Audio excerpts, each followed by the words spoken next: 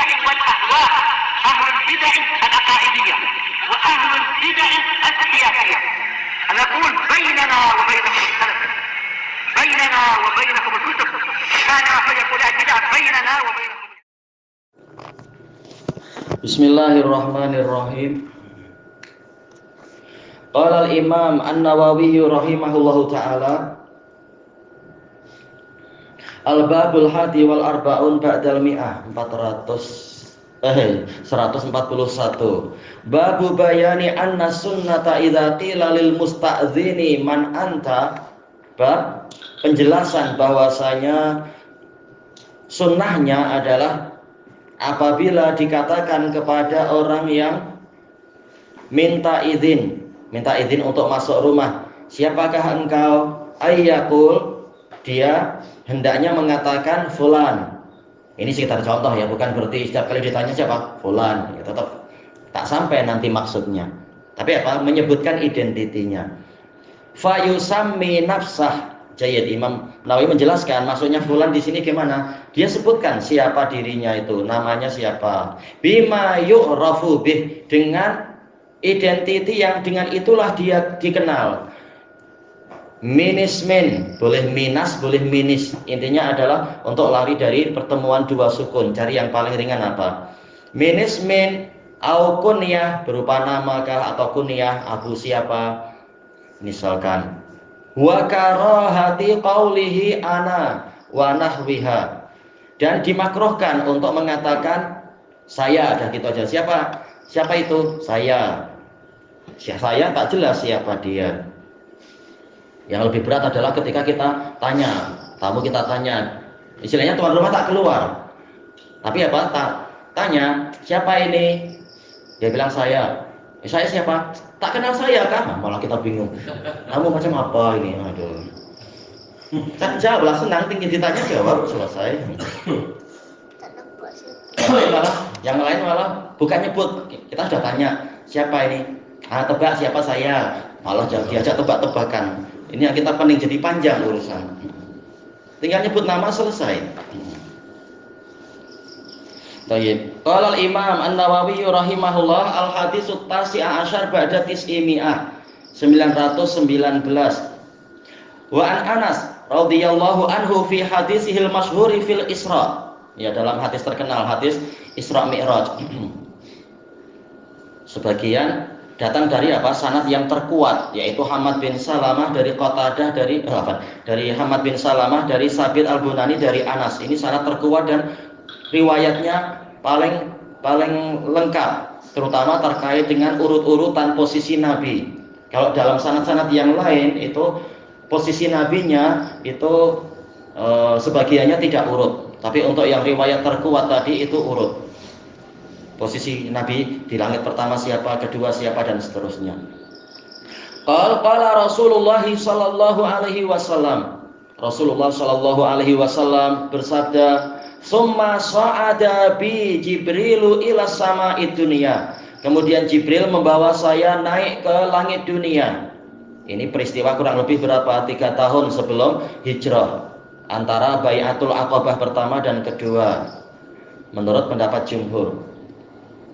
Fastaftah, begitu sampai di langit dunia, sampai di pintunya, entah bagaimana gambarannya, jelas ini sesuatu yang sangat mengagumkan. Tentunya pintunya pintu yang sangat agung, pintu langit. Kemudian dia minta dibukakan. Dalam riwayat yang lain dia mengatakan iftah. Ya, Jibril beliau adalah muta'ing sama amin. Di sana dia ditaati dan terpercaya. Memang dia pemimpin para malaikat. Maka dia mengatakan iftah, bukakan. Fatil man hada, maka ditanyakan siapa ini? Qal Jibril. Nah, ini salah satu dalil yang menunjukkan bahwasanya tanpa menunggu tuan rumah, yaitu tamunya itulah yang minta izin, yang memperkenalkan diri dan sebagainya. Tidak menunggu tuan rumah keluar di hadapannya baru memperkenalkan diri, baru mengatakan assalamualaikum atau apa. Tuan rumah boleh dari dalam, tidak menemui tamunya tapi menanyakan ini dan itu. Yaitu maka Jibril mengatakan Jibril, tidak mengatakan fulan atau tidak mengatakan tak kenalkah saya. Jibril pun yang sehebat semulia itu mau nyebut, ditanya siapa, udah nyebut saya Jibril. Qil wa man ma'ak, ditanya, dan siapa yang bersamamu? Ya, tak semua orang boleh asal masuk ke pintu-pintu langit itu. Ditanya, qal Muhammad, langsung disebutkan ini Muhammad. Hatinya panjang, ma'ruf. Malaikatnya masih tanya apa lagi itu? Waqad ursila ilaih, apakah memang telah diutuskan kepadanya? Diutuskan apa? Untuk diberikan perintah naik ke langit. Jibril mengatakan waqad ursila ilaih, ya telah diutuskan kepadanya. Baru dibukakan. Kemudian malaikat mengatakan apa? Marhaban bihi fani'mal maji uja. Selamat datang untuknya. Ini adalah sebaik-baik ketibaan orang yang tiba. Summa sa'ada ila sama isaniyah. Kemudian dia naik ke langit kedua. Padahal ketebalan langit 500 tahun perjalanan. Jarak antar langit juga 500. Ini entah kelajuan yang seperti apa. Kita tak mampu membayangkan kekuasaan Allah yang sangat hebat. Wasalisah warabi'ah, dan seterusnya. Wasairihin. Sair di sini maknanya adalah baqiyah, dan sisa dari bilangan-bilangan itu sampai ke langit ketujuh. Wa yuqalu fi babi kulli sama, dan dikatakan di pintu setiap langit, man hadza, siapakah ini? Fayaqul Jibril, maka Jibril mengatakan ini adalah Jibril. Muttafaqun alaih. Intinya Jibril tidak tinggi hati untuk mengakui, ya saya Jibril, tidak dengan apa kesombongan, saya lah, tak perlu tanya, pokoknya saya segera buka. Tidak demikian. Jibril pun tetap mengikuti aturan yang Allah Ta'ala tetapkan. Muttafaqun alaih. Dijelaskan oleh para pensyarah di dalam hadis ini, di antara hikmahnya adalah ketika ditanya oleh tuan rumah, walaupun tuan rumah tidak langsung keluar, tanya dari dalam, siapa ini? Nah, setelah menyebutkan nama, lihat tuan rumah meridhoi atau tidak untuk membukakan pintu, baru dibukakan. Adapun budaya sebagian orang-orang kufar, ada yang ketuk pintu langsung buka, misalkan ini malah merugikan diri sendiri. Tahu-tahu perompak kah, pencuri kah, atau apa yang gitu-gitu, tukang pukau, rugi. Thayyib. Tapi tanya dulu siapa ini. Kalau tidak dikenal, sebaiknya jangan buka pintu. Mungkin tunggu sampai siapa yang datang untuk berjaga-jaga, jangan-jangan ini penipu kah atau apa, sudah terlalu banyak mangsa, jangan langsung dibuka. Dari dalam langsung tanya lebih dahulu. Tayyib. Kemudian yang berikutnya, al-hadisul ishrun ba'da tis'imi'ah, 920. Wa an Abi Dzarrin radhiyallahu an, Jundub bin Junadah al-Ghifari al-Muhajiri. Qal kharajtu lailatan minal layali. Pada suatu malam saya pernah keluar. Dijelaskan oleh para pensyarah, ini menunjukkan boleh seseorang itu keluar sendirian apabila aman. Karena dalam hadis sahih yang lain, dan dia sahih, Rasulullah SAW mengatakan, kalau kalian tahu apa yang menyertai kalian kalau kalian keluar malam, niscaya kalian tidak akan keluar kecuali dengan teman. Artinya sahih dalam Sahih Musnad itu terkait dengan setan yang ikut atau jin-jin yang lain yang ikut. Alhamdulillah sahabat yang itu ketika hendak diserang dua setan, ada jin muslim yang datang menghadang setan itu dan mengusirnya. Kemudian jin ini mendatangi sahabat tersebut, mengatakan tadi Anda diikuti oleh dua jin atau dua setan. Nah, kemudian kami telah mengusir dia atau mengusir mereka berdua. Tolong sampaikan salam kepada Rasulullah SAW. Kemudian beritahu beliau kami telah mengumpulkan harta. Kemudian tolong tanyakan pada beliau, apakah ini layak untuk kami memberikan zakatnya? Yaitu zakat kepada Nabi SAW mengumpulkan, karena Nabi sebagai waliul amr memang mengumpulkan zakat, walaupun bukan untuk beliau sendiri. Kemudian Rasulullah diberitahu di masjid oleh sahabat itu peristiwanya begini. Nah, Rasulullah mengatakan kalau kalian tahu apa yang akan menyertai kalian kalau keluar rumah sendirian, kalian akan cari teman. Menunjukkan ada bahayanya di malam hari itu. Jangan sesuka hati main sorok-sorok di tempat gelap. Tahu-tahu ada bahaya, ular kah, kalajengking kah, atau malah diambil oleh jin seperti di zaman Umar, ada sahabat yang diculik oleh jin selama 4 tahun. Atau seperti yang terjadi di Sumatera itu, nenek tua keluar padahal di pekarangan rumahnya, tapi memang dekat hutan. tahu-tahu hilang. Dicari-cari oleh orang sekampung yang kenal hutan, tak jumpa juga. Atau seperti yang terjadi di Jawa itu, anak kecil dicari-cari mana itu. Setelah sekian hari tahu-tahu ada di atas apa itu? Oh, kemuncak dari pohon bambu. Nah, kalau pohon lain mungkinlah naik. Gimana pohon bambu setinggi itu? Ada makhluk yang menyambar dia naik ke atas.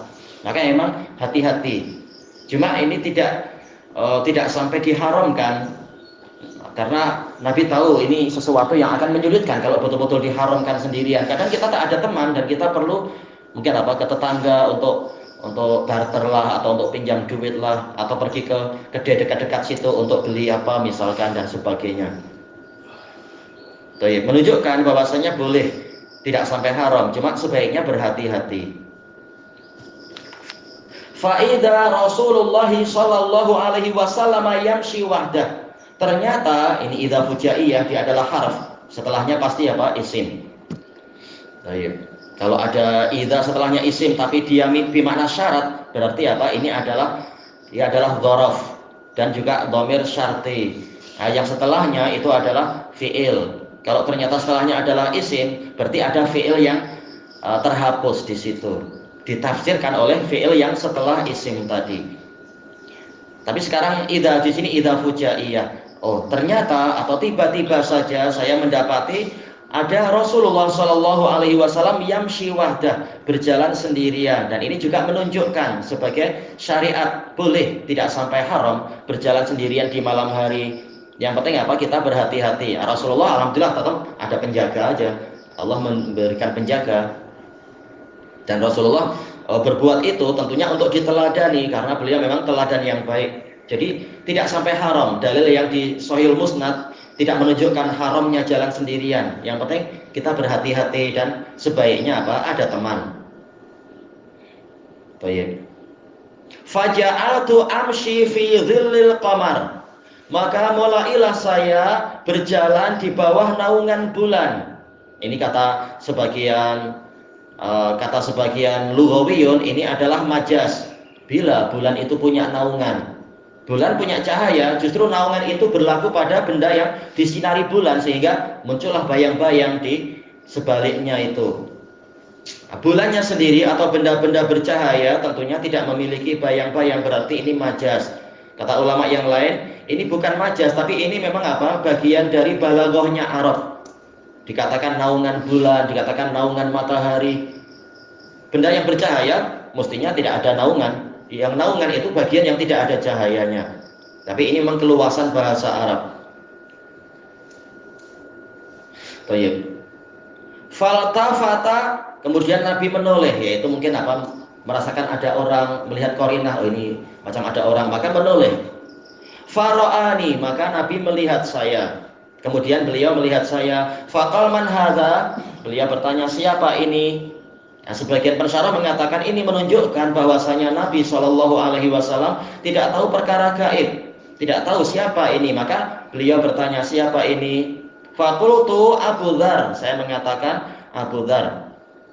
Hadis ini menunjukkan bahwasanya pertanyaan siapa ini tidak dikhususkan pada antara tuan rumah dengan tamu. Bahkan di luar rumah pun hukumnya sama. Kalau emang ingin tahu, boleh kita menanyakan siapa ini.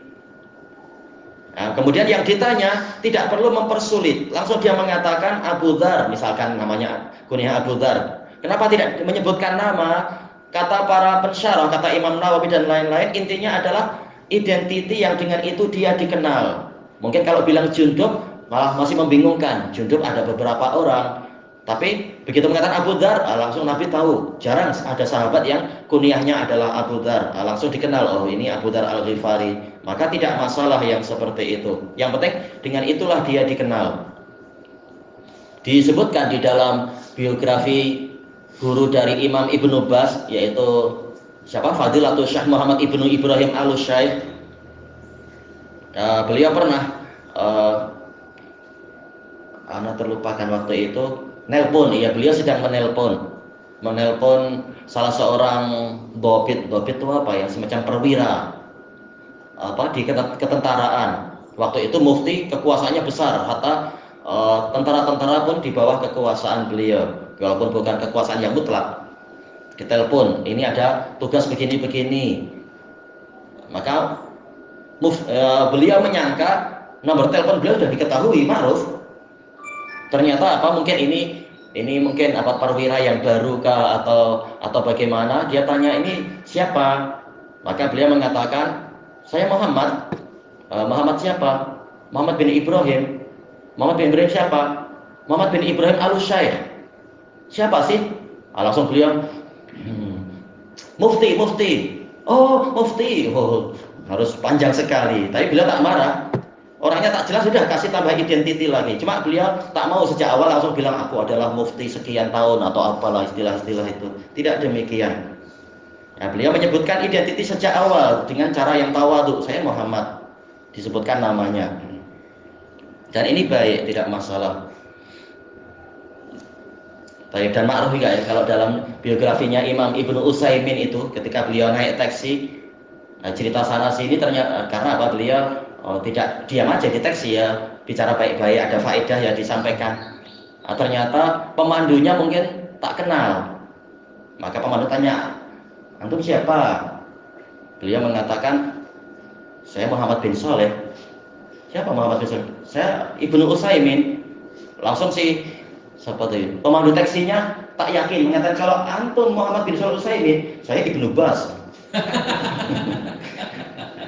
Maka beliau gelak, beliau mengatakan, betul saya ini Ibnu Utsaimin, takkan Ibnu Utsaimin naik taksi, betul nih, ada terpaksa kasihkan di tokonya. Oh, Anda betul, iyalah. Saya bilang, kalau antum Ibnu Bas, tak mungkin beliau memandu, beliau buta. Oh iya juga ya.